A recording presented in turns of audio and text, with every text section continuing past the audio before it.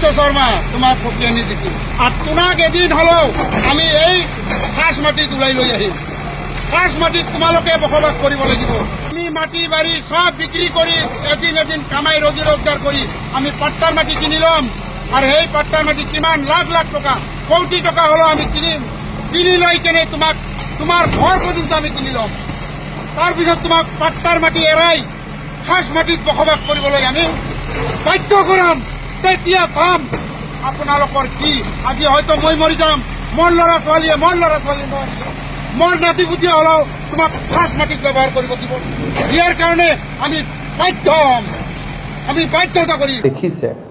সেই কথাখিনি হিমন্ত বিশ্ব শৰ্মাক উদ্দেশ্য কৰি কোৱা নাই কাৰণ নাতিপুতিৰ কথা কৈছে মইতো জীয়াই নাথাকো তেতিয়ালৈকে মোৰ নামটো সন্মুখত ৰাখি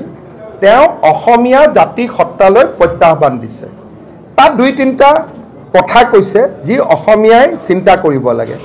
তেওঁলোকে কৈছে যে আমি কাম কৰিম আমি ইনকাম কৰিম কৰি আমি পট্টাৰ মাটি কিনি লম তাৰমানে অসমীয়া মানুহক তেওঁলোকে চ্যালেঞ্জ দিছে যে তহতক অৰ্থনৈতিকভাৱেও আমি পিছ পেলাম গতিকে মই ভাবো এই কথাটো অকল সেই মানুহজনৰ কথা নহয় মই বহুত তেওঁলোকৰ মানুহ জানো তেওঁলোকে ভাবে যে 20 বছৰ পিছত লাহে লাহে অসমীয়া জাতিক তেওঁলোকে তল পেলাব পাৰিব শিক্ষা দীক্ষা সংস্কৃতি সকলো দিশতে এই ভিডিঅ'টো হিমন্ত বিশ্ব শৰ্মাৰ বিৰুদ্ধে বুলি ল'ব নালাগে